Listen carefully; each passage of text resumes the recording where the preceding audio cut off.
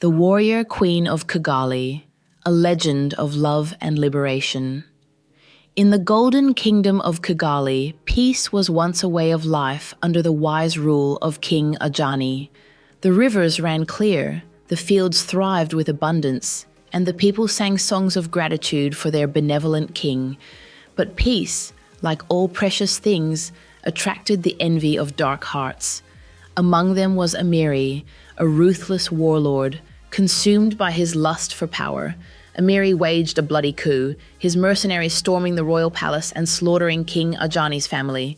When the dust settled, Amiri declared himself king and began his reign of terror. His greed knew no bounds, and Kigali fell into despair. But Amiri's conquest was incomplete. One of Tiberius's queens, the resourceful Queen Lila, escaped into the countryside with her 2 children, Kai, the rightful prince, and Alara, the princess of Kigali. Disguised as humble villagers in the small village of Riza, Queen Lila raised her children in secrecy and waited. Meanwhile, in the palace, Amiri ruled with an iron fist. The villagers were stripped of dignity. The people wore rags, their once bright garments faded by labor and grief. Markets were silent. There was little left to trade. Amiri's taxes left no room for survival, and his soldiers took what little remained. The villagers' only respite was storytelling, whispered tales of the old king's kindness, shared around dying hearths. Amiri's children were also not spared. They lived under constant fear of him and his cruelty, which spares no one, including his wives. Anika, one of Amiri's wives, a beautiful and stunning woman, lived a life of quiet rebellion. She was once a proud farmer's wife, but her life was torn apart when Amiri, obsessed by her beauty, murdered her husband and imprisoned her family for treason. To save her family, she was forced to become his wife. Despite her captivity, Anika's spirit remained unbroken. She secretly nurtured a deep hatred for the king. She despised him, and he knew it. Her daughter Zara bore the weight of a dark secret. She had her mother's striking features: deep brown skin, almond-shaped eyes, and thick, coiled black hair that she wore in intricate patterns braided with shells. Her strength reminded her of her late husband. She is fiery, determined, and rebellious, with knowledge of herbs and healing. Anika's life took another tragic turn when Amiri killed one of his other wives, Nyasha, a gentlewoman and Anika's closest confidant. Nyasha had given birth to a son, Jelani, who was only 2 years younger than Zara. Amiri, enraged by Nyasha's defiance, ended her life, leaving her child to be raised by Anika. Jelani grew into a kind-hearted young man with a soul as gentle as his mother's. He had a warm, deep brown complexion, soft features, and a natural grace that belied his pain. Jelani found solace in music, often playing a flute carved by Nyasha before her death. His melodies were hauntingly beautiful, carrying a sense of longing and hope. He also inherited his mother's skill as a healer, mastering the use of herbs and poultices to help others. Though King Amiri despised Jelani for his gentleness and openly mocked him, Zara adored her younger brother. Their bond was unbreakable, forged in the shared pain of surviving Amiri's tyranny. Anika, who saw Nyasha's spirit in Jelani, encouraged his healing talents and love for music. One day, on a major market day in the kingdom, while villagers gathered to sell their meager crops, Zara left the palace in disguise. She has witnessed another form of violence from the king, her father to her mother, and has risen to her mother's defense. This defiant act has angered the king, who ordered that she be grounded without food for 3 days. Zara suffocated in her confined chamber, her rage simmering, finally decided to escape the gilded cage, her younger brother Jelani aiding her as always. Dressed as a servant, she ventured into the forest, seeking herbs to distract her troubled mind, unknown that she was being followed by one of the king's warrior, Tumalo, a ruthless, cruel, and obnoxious warrior. As she ventured deeply inside the forest, she came face to face with Tumalo, who leered and asked, "What are you doing in the forest, princess? Were you not grounded by the king and forbidden to leave the palace? Zara looked at him in contempt and tried to evade his hand. As he jumped at her, she dodged, screamed for help, and ran from him. He lunged at her as she fell on the grass, screaming. Suddenly, a shadow moved in the trees, and the tumalo was struck down on the grass, wounded. Zara looked up and saw a tall and stoic young man with dark brown skin, braided hair, and piercing eyes. His leather tunic was worn, and a carved pendant around his neck, looking down at her and offered his hand to assist her up, which she gratefully accepted. He introduced himself as Kai and assisted her out of the forest, leaving the injured warrior behind, who was glaring at Kai with deep hatred for thwarting his intention. When Zara got home, she informed her mother about the attempt by the king's warrior. Her mother angrily confronted the king and demanded immediate punishment for Tumalo. The king looked at Annika with anger. He hates his obsession for her, which is one weakness he has tried to hide. He despised her daughter Zara, who was born 8 months after he took Annika as his wife, barely a month after the death of her late husband, who he has ordered to be killed. He overheard the villagers' whispers that Zara's strength resembles the late farmer and not him, the king. His suspicion has poisoned his treatment of Zara. He could not stand her defiance, and everything about her reminds him about the murdered farmer. While listening to Annika's demand to punish Tumalo, one of his trusted right-hand men, he suddenly had an idea on how to punish both mother and daughter and smiled evilly. He assured Annika that he will handle the issue and to wait for his resolutions, and ordered Tumalo to enter the palace to see him. Back in the village, Kai and Zara's paths crossed again at the market. The two became fast friends. Kai, skilled in sword fighting and survival, taught Zara how to defend herself. She was drawn to Kai's quiet strength and the kindness he showed to others. Kai admired Zara's courage and sharp wit, though he didn't know her true identity. He introduced her to his mother and sister. His mother, Queen Lila, had worked tirelessly to shield her children from Amiri's spies. She told them stories of their father's greatness, instilling in them a fierce sense of justice. "One day," she whispered at night, "you will bring light back to Kigali." Her son, Kai, was the older of the two, a tall and stoic young man with piercing eye, dark brown skin that glowed with royal aura, braided hair with leader cords, and piercing eyes. Even as a farmer, Kai carried himself with the quiet dignity of royalty. His mother taught him to be strong, just, and patient. By the time he was 21, Kai had mastered swordsmanship and leadership. His sister, Ilara, was the heart of their family. 3 years younger than Kai, she had striking features. Deep brown skin and black hair she often braided with flowers. While Kai's strength lay in strategy and combat, Ilara possessed an innate ability to inspire those around her.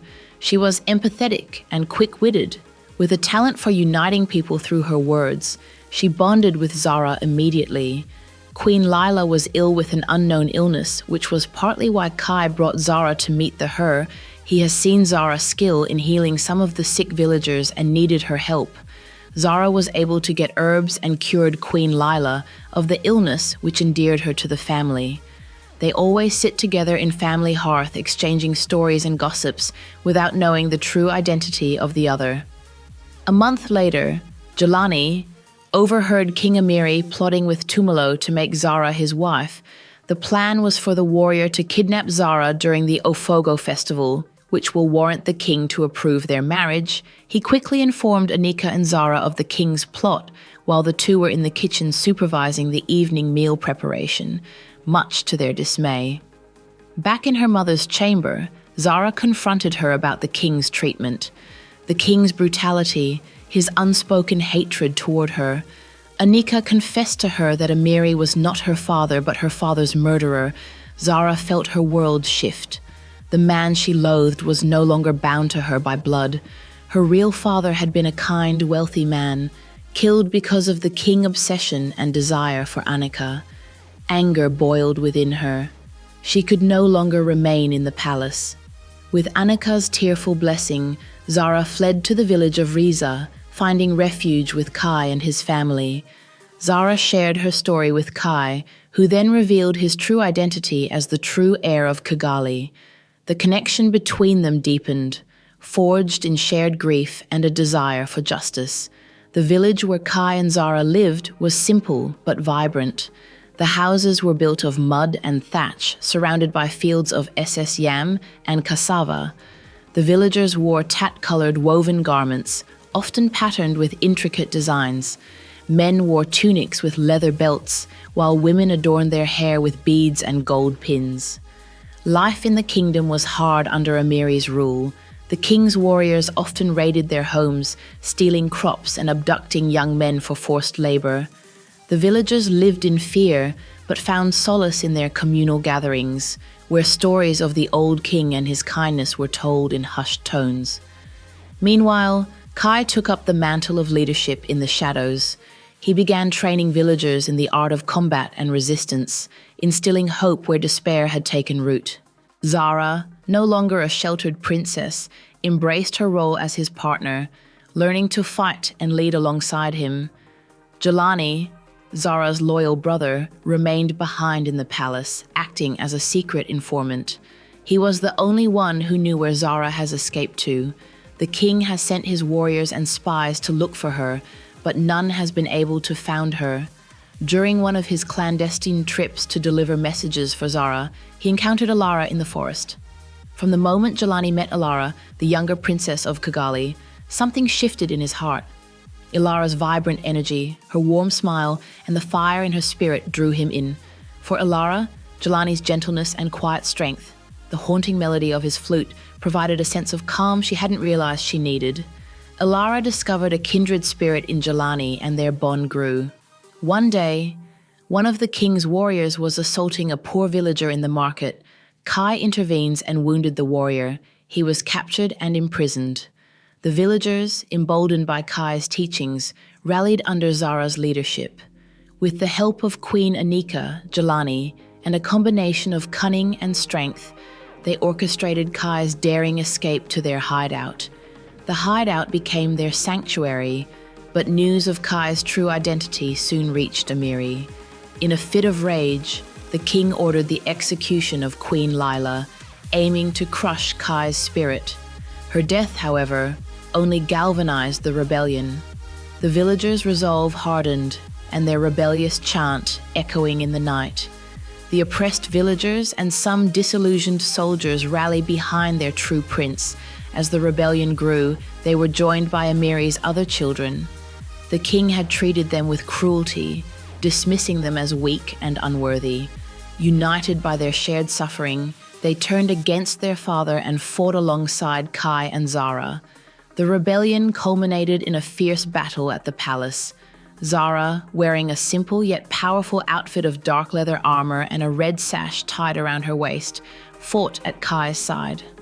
Kai, dressed in steel and gold armor crafted by the village blacksmiths, led the charge with the confidence of a true king. Anika, now fully embracing her daughter's strength, provided vital information about the palace layout, helping the rebels outmaneuver the king's forces. Jelani became the group's healer and spiritual anchor. His flute music often soothed the weary rebels, while his skills with herbs saved countless lives. Though he despised violence, he understood the necessity of the rebellion and supported it wholeheartedly, with Alara by his side. Zara and Kai led a coordinated attack on the palace. The battle was fierce, the air thick with the clash of steel and the cries of the wounded. Zara confronted Tumalo in the chaos, their fight a brutal testament to her growth. She emerged victorious, proving herself a warrior worthy of leading alongside Kai. Together they stormed the throne room, finding Amiri surrounded by his remaining loyalists. She confronted Amiri in the throne room. "You destroyed my family and this land, true king," she said. "Your reign ends now." Kai faced Amiri in a final duel, their swords clashing in a dance of fury and skill. Zara fought alongside him, the two moving as one. It was Kai who delivered the final blow, ending Amiri's reign of terror. With Amiri's death, Kai ascended to the throne, restoring peace to the kingdom. His coronation was a celebration of unity, with villagers wearing white and gold garments, symbolizing a new beginning. Kai married Zara, honoring her bravery and the bond they had formed through struggle. As queen, Zara used her knowledge of herbs and healing to help rebuild the kingdom. Jelani, ever the healer and musician, stayed close to Princess Alara. Their love blossomed in the peace they had fought so hard to achieve. Jelani's melodies now echoed through the palace halls, bringing joy and hope to all who heard them. Though their lives were busy with the work of rebuilding Kigali, Jelani and Alara always found time for one another. Whether it was a quiet evening walk through the palace gardens or a shared laugh over a memory, their love became the foundation of their happiness. Kai and Zara's story became a symbol of unity and healing in Kigali. Their love, born in the darkest of times, shone as a beacon of hope for generations to come. Together, they proved that even in the face of tyranny and despair, love, kindness, and enduring light of justice could flourish, bringing light to even the darkest corners of the world. Thanks for watching. Please subscribe, like, and share. Stay tuned for more tales of bravery and triumph.